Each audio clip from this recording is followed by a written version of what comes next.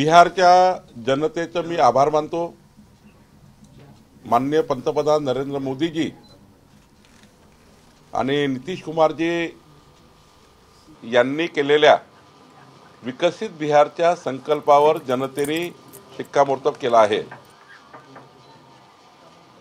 बिहारच्या जनतेने विकासाला मत दिली आहे, बिहारच्या जनतेने विश्वासाला मत दिली आहे, बिहारच्या जनतेने विकसित भारताकरता मत दिली आहे आणि त्यामुळे एक मोठा अभूतपूर्व विजय उद्या जर आपण पर्सेंटेज ऑफ वोट्स काढले तर बिहारच्या इतिहासामध्ये कधी एवढं बहुमत एनडीएला मिळालं नाही, तेवढं मोठं बहुमत या ठिकाणी मोदीजी आणि नितीश कुमारजींना मिळताना दिसत आहे।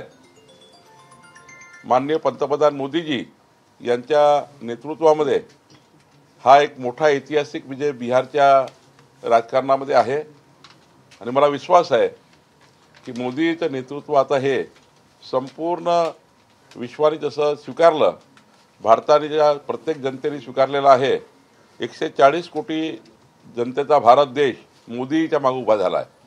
काँग्रेस जे आहे ज्यांनी ईव्हीएम वरून प्रचंड आरोप केले राहुल गांधी यांनी, काँग्रेस अगदी तळाला दिसतंय। 15 जागांवर लीड आहे फक्त आतापर्यंत काँग्रेसला। काँग्रेस पार्टी ही रोजच कमजोर होत चालली आहे। काँग्रेस पार्टीचं नेतृत्व राहुल गांधी हे आता हतबल झाले आहेत किंवा त्यांच्या नेतृत्वाला देशाच्या जनतेची मान्यता नाही। केवळ आपले कार्यकर्ते पक्ष आणि आपलं नेतृत्व टिकवण्याकरता मतदार यादी ईव्हीएम यावर दोष देऊन या ठिकाणी ते कसा तरी आपला वेळकाळूपणा करतायत, पण त्यांच्याकडे आता मुद्दे नाही आहे, विकासाचे मुद्दे नाही आहे, विकासाचा अजेंडा नाही आहे, कुठल्याही गोष्टीचा अजेंडा काँग्रेसकडे नाही आहे। जात धर्म पंथाचं राजकारण करणे, समाजामध्ये तेढ निर्माण करणे, धर्मामध्ये वाद लावणे हेच काँग्रेसचं राजकारण आहे आणि त्यामुळे काँग्रेसच्या डुबत्या जहाजावर कोणी बसायला तयार नाही। बिहारची जनता सुद्धा आता या मतदानातनं स्पष्ट केला, बिहारच्या जनतेने काँग्रेसला जनतेने लाथाडलाय, काँग्रेसला जनतेने त्या ठिकाणी बाहेर केलेला आहे आणि पुढच्या काळात तर 2029 मध्ये काँग्रेस ही इतिहासातली सर्वात छोटी पार्टी होईल अशी त्या ठिकाणी परिस्थिती असणार आहे। बिहारचं यश हे कशामुळे मिळालं, जी आघाडी दिसते, काय वाटतं तुम्हाला? कारण की जसं लाडकी बहीण महाराष्ट्रात होतं तसं तिथेही महिलांसाठी वेगवेगळ्या योजना एनडीए सरकारने दिल्या होत्या। मी यापूर्वीच सांगितलं आहे की बिहारची जनता विकासाच्या बाजूने आहे। डबल इंजिन सरकार, मोदीचं सरकार, नितीश कुमारचं सरकार, डबल इंजिन सरकारच देशाचा फायदा करू, बिहारचा विकास करू शकतं। आता जे काही सरकार बनेल, इकडे मोदीचं सरकार, बिहारचं सरकार मिळून हे सरकार बिहारच्या जनतेला न्याय देईल आणि बिहारच्या जनतेला विश्वास आहे, महाराष्ट्र जनतेला जसा विश्वास आहे की जे आश्वासनं, जे वचनं आम्ही संकल्प पत्रात दिले आहे, आम्ही आमच्या मॅन्युफॅक्चरमध्ये दिले आहे, ते आम्ही पूर्ण करतो हे जनतेला पटलं आहे। एकमेव एनडीए असा आहे जो दिलेले वचन पूर्ण करतो आणि म्हणून बिहारच्या जनतेने आम्हाला त्या ठिकाणी बहुमत दिलं आहे। काँग्रेस एसआयआर मतदार यादीतील शुद्धतेचा मुद्दा मोठा करण्यात आला आणि रिझल्ट अशा पद्धतीने येत आहे, तर राहुल गांधीचा एसआयआरचा मुद्दा जो आहे तो नाकारला गेला। देशभर आता एसआयआर झालं पाहिजे। नाही, एसआयआर वेगळी गोष्ट आहे, मतदार यादीचं पूर्ण दुरुस्तीकरण झालं पाहिजे का? झालं पाहिजे, कारण मतदार यादी फुगलेली आहे, 1 वेळा 2 वेळा 4 वेळा 5-5 नाव आहे, तो मुद्दा वेगळा आहे। पण त्या ठिकाणी जे मत चोरी आहे, ईव्हीएम खराब आहे, मतदार यादी चुकलेली आहे, हे जे आहे ना, हे जे त्यांनी नरेटिव्ह करण्याचा प्रयत्न केला, चुकीच्या पद्धतीने लोकांना समजावून तयार केला। एकही भाषणामध्ये, राहुल गांधीच्या एकाही भाषणामध्ये बिहारचा विकास मांडला गेला नाही। राहुल गांधीच्या किंवा त्यांच्या महाविकास आघाडीकडे, महागठबंधनकडे कुठलाही डेव्हलपमेंटचा अजेंडा नव्हता। मोदीजींनी विकसित बिहारचा मुद्दा मांडला, नितीश कुमारजींनी विकसित बिहार म्हटलं, पण राहुल गांधींनी त्यांच्या कुठल्याही भाषणामध्ये, कुठल्याही दौऱ्यामध्ये विकसित बिहार कसं राहील यावर कुठलीही चर्चा केली नाही। त्यामुळे जनतेने त्यांना लाथाडलं। याचा परिणाम महाराष्ट्रासही, कारण की आगामी काळात गुजरातच्या निवडणुका, उत्तर प्रदेशच्या आणि आता महाराष्ट्राच्या निवडणुका लागलेल्या आहे, त्याच्यावरही परिणाम होईल असं दिसतं एकूणच। एकंदरीत देशामध्ये परिणाम आहे, कारण हा काही हवेचा वातावरण नाही आहे। या ठिकाणी भारतीय जनता पार्टी आणि अलायन्सवर जनतेचा विश्वास आहे. महाराष्ट्रात सुद्धा 51% वर मतं घेऊन आम्ही या ठिकाणी निवडणुका जिंकू. आमची महायुती 2/3 बहुमत घेऊन महाराष्ट्रात आमच्या महानगरपालिका, जिल्हा परिषद, पंचायत समिती जिंकेल. मला 100% या ठिकाणी विश्वास आहे. कारण महाराष्ट्राची जनता सुद्धा डबल इंजिन सरकारवर विश्वास ठेवत आहे. देवेंद्रजीच्या नेतृत्वावर, मोदीच्या नेतृत्वावर विश्वास ठेवत आहे. आणि त्यामुळे महाराष्ट्र हा क्रमांक 1 विकसित महाराष्ट्र करण्याचा संकल्प देवेंद्र फडणवीसजींनी केला. त्या संकल्पाला बिहारची जनता, आपली महाराष्ट्राची जनता साथ देईल. हे जे कौल आहे, बिहारमध्ये आता भाजपच्या समर्थनाने नितीश कुमार मुख्यमंत्री, त्यामुळे केंद्र सरकार आता जास्त मजबूत होईल या निकालाने. केंद्र सरकार आधीच मजबूत आहे. एनडीए आमचा मजबूत आहे. आमचा एनडीए मजबूत होईल. शेवटी एनडीएनी या ठिकाणी सर्वांना या ठिकाणी मजबूत करण्याचा प्रयत्न केला. आम्हाला एनडीएनी मजबूत करण्याचा प्रयत्न केला. त्यामुळे आम्ही देशामध्ये एनडीएमध्ये जातो आहे. तर या निकालावरनं अजून एनडीएची ताकद वाढलेली आहे. एनडीएचं गठबंधन अधिक घट्ट झालेलं आहे. आणि हे गठबंधन संपूर्ण देशभर पुढच्या काळामध्ये 2047 पर्यंत या देशामध्ये या ठिकाणी आमचं गठबंधन हे केंद्रात आणि राज्यामध्ये राहील. काँग्रेसकडनं कुजबूज सुरू झालेली आहे की पुन्हा एकदा ईव्हीएम कडे बोट दाखवलं जाईल या निवडणुकीत. आता उरले सुरले कार्यकर्ते पार्टीत राहावे. आता आपली पार्टी किमान किंचित चालली आहोत ती थांबवावी.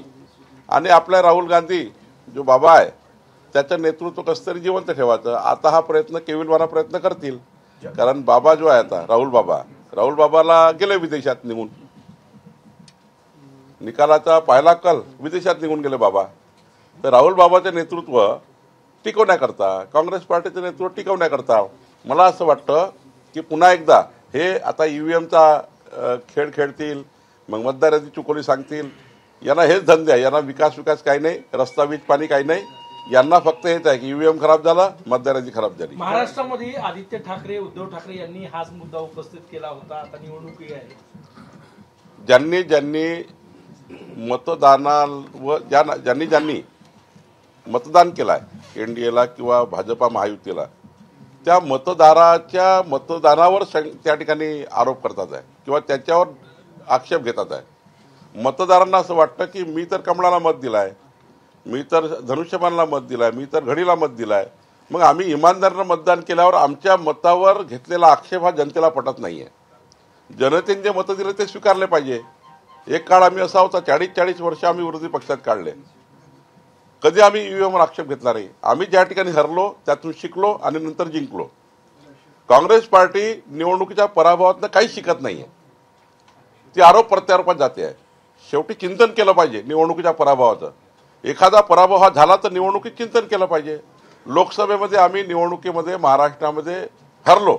31 महाविकास आघाडी, 17 बीजेपी अलायन्स. आम्ही चिंतन केलं. चिंतन करून पुढे गेलो. आम्ही विधानसभेत जिंकलो. आता आम्ही पुन्हा एकदा स्थानिक स्वराज्य संस्थेमध्ये जिंकू. आणि त्यामुळे मला असं वाटतं की चिंतन केलं पाहिजे काँग्रेस पार्टीने.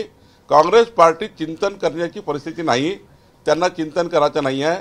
हरले का विदेशात पळून जातात, 15 दिवस विदेशात राहतात, पुन्हा येतात, पुन्हा वोट चोरी, पुन्हा मतदान, पुन्हा हे. आता 1 वर्ष हे चालणार आहे बिहारमध्ये. पण चिंतन होणार नाहीये. काँग्रेस पार्टीचा पराभव का होता याचे चिंतन नाही आहे. आम्ही विजयाचेही त्या ठिकाणी हे करतो. जर विजय झाला तर कशामुळे झाला आणि पराजय झाल्यामुळे कशामुळे झाला, हा विशिष्ट भारतीय जनता पार्टीमध्ये या ठिकाणी आम्ही नेहमीच त्याचं रेखांकन करत असतो. आणि त्यामुळे मला असं वाटतं काँग्रेस पार्टी आता ही प्रवाहाच्या दूर चाललेली आहे.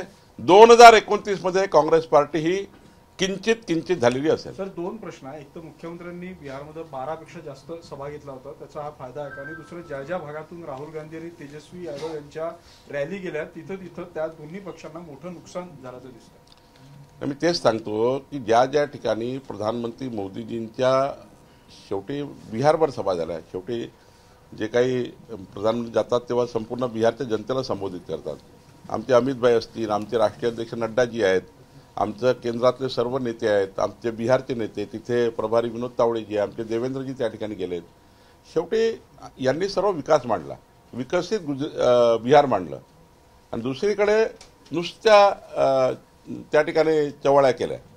त्या ठिकाणी नुसतं होटचोरी, मतचोरी, होटचोरी, मतचोरी एवढंच मांडलं. त्यामुळे शेवटी जनतेला काय पाहिजे असतं, मतदान कशाला घेतो आपण, विकासाकरता मतदान घेतो, विकासाची गोष्ट झाली पाहिजे. काय तुम्ही करणार आहे निवडून आल्यावर, विकसित बिहारचा काय तुमच्याकडे रोडमॅप आहे, काहीच रोडमॅप नाही आहे. मोदीजींनी रोडमॅप मांडला, अमित भाईंनी रोडमॅप मांडला, त्या ठिकाणी आमच्या नेत्यांनी रोडमॅप मांडला आणि त्यामुळं रोडमॅप जेव्हा लोकांना देतो आपण, विकासाचं व्हिजन देतो, तेव्हा जनता पाठीशी उभी राहायचं. हेच बिहारमध्ये झालं आहे. एक काळ असा होता की बिहारचं नाव बूथ कॅप्चरिंग, बॅलेट बॉक्सेस पळवणे आणि हिंसाचार, पण यावेळेस एकही हिंसाचाराची घटना घडलेली नाही. मी तेच सांगतो, देश बदलला आहे. देशाच्या जनतेला हे कळलं आहे की 65 वर्षे काँग्रेस पार्टीला मतदान करून जात धर्म पंथाच्या आधारावर मतदान झालं. जाती जातीमध्ये तणाव निर्माण झाले, धर्माधर्मामध्ये त्या ठिकाणी तेढ निर्माण झाली. काँग्रेस पार्टीने या देशाला स्प्लिट करण्याचं काम केलं. भारतीय जनता पार्टीने विकासाचा अजेंडा दिला, विकसित भारताचा अजेंडा दिला. बिहारचं देशाचं राजकारण बदललं आहे. देश आता विकासाकडे चालला आहे. त्यामुळं पुढं आता या देशामध्ये विकासाचं राजकारण चालेल. या देशामध्ये जातीपातीचं राजकारण चालणार नाही. एबीपी माझा, उघडा डोळे बघा नीट.